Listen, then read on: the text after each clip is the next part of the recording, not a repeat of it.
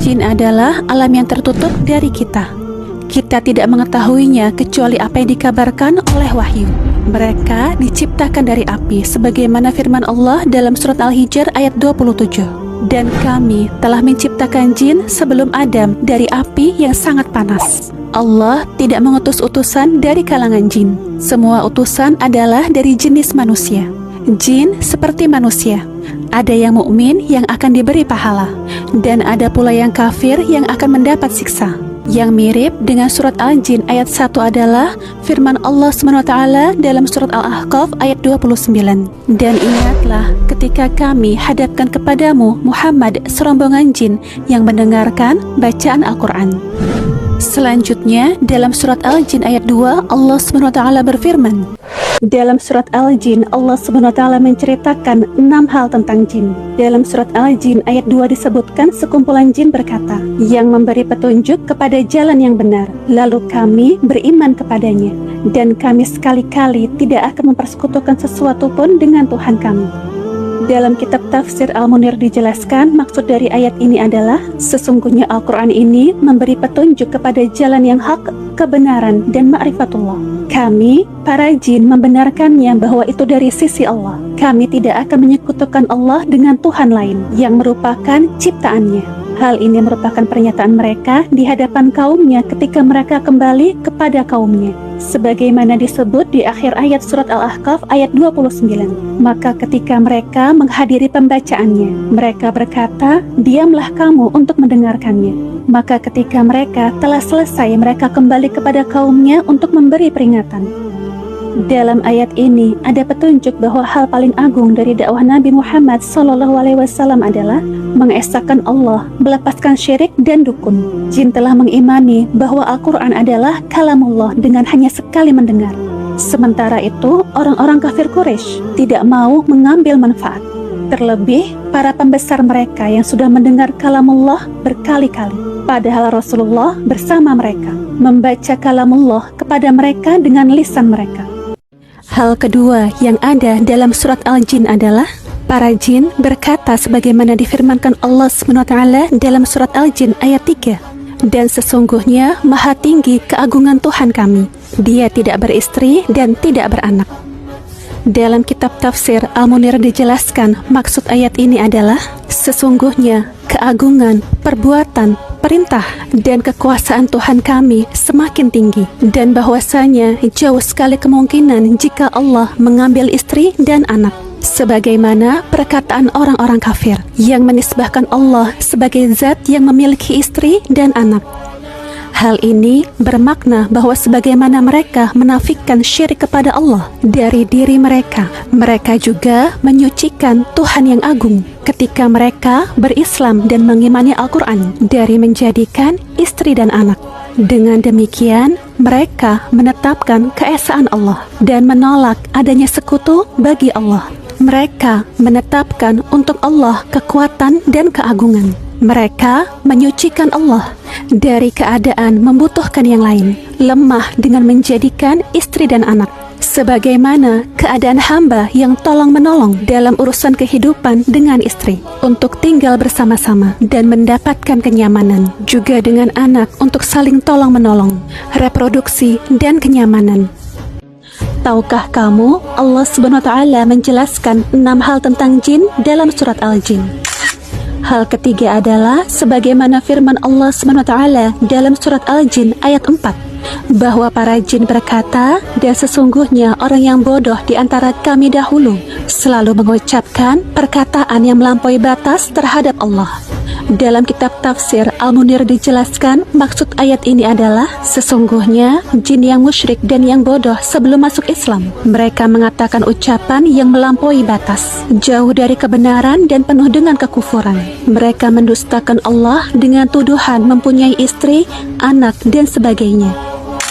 Kata syatata adalah melampaui batas dalam kezaliman, berbagai macam kekufuran seperti kebatilan dan kedustaan. Hal keempat adalah sebagaimana firman Allah SWT dalam surat Al-Jin ayat 5, bahwa para jin berkata, dan sesungguhnya kami mengira bahwa manusia dan jin itu tidak akan mengatakan perkataan yang dusta terhadap Allah. Penjelasan tafsir dari ayat ini adalah hal keempat adalah sebagaimana firman Allah SWT dalam surat Al-Jin ayat 5, bahwa para jin berkata, dan sesungguhnya kami mengira bahwa manusia dan jin itu tidak akan mengatakan perkataan yang dusta terhadap Allah. Penjelasan tafsir dari ayat ini adalah kami menduga bahwa manusia dan jin tidak mendustakan Allah ketika mengatakan bahwa Allah mempunyai sekutu, istri dan anak. Kami membenarkan mereka dalam hal itu. Ketika kami mendengar Al-Quran, kami mengetahui batalnya ucapan mereka dan batalnya kebenaran yang selama ini kami duga. Kami mengetahui bahwa mereka adalah orang-orang yang berdusta. Sebagaimana disebutkan oleh Ar-Razi, sebagai pengakuan bahwa mereka jatuh dalam kebodohan-kebodohan yang disebabkan oleh taklid, dan mereka bisa terlepas dari hal itu dengan mengambil dalil dan hujah. Selanjutnya, hal kelima adalah